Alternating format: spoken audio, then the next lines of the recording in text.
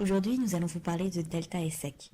Delta, c'est une association étudiante qui, chaque année, part en Afrique du Sud, et plus précisément dans le village d'Huntington, pour mener une mission en fonction des besoins des populations locales.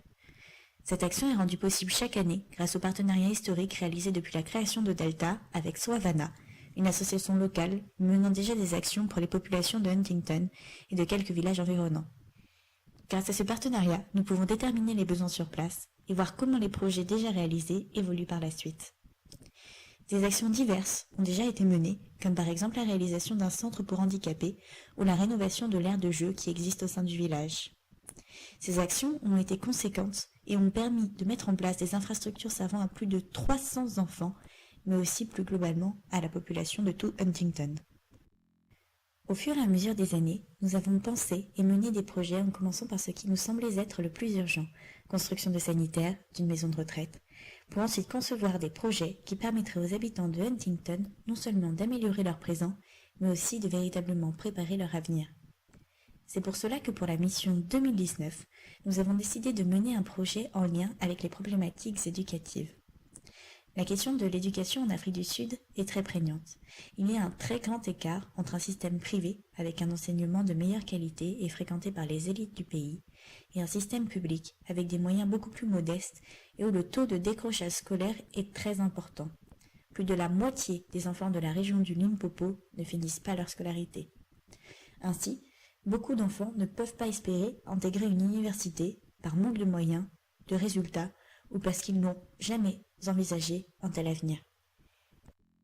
Au-delà de ces considérations générales sur le système scolaire, nous avons aussi pu constater, lors des différentes missions, les faiblesses de l'enseignement prodigué au sein du village de Huntington. En effet, à chaque mission, nous avons déjà commencé à agir afin d'améliorer la situation scolaire des élèves en distribuant des bourses scolaires et en donnant des cours aux enfants.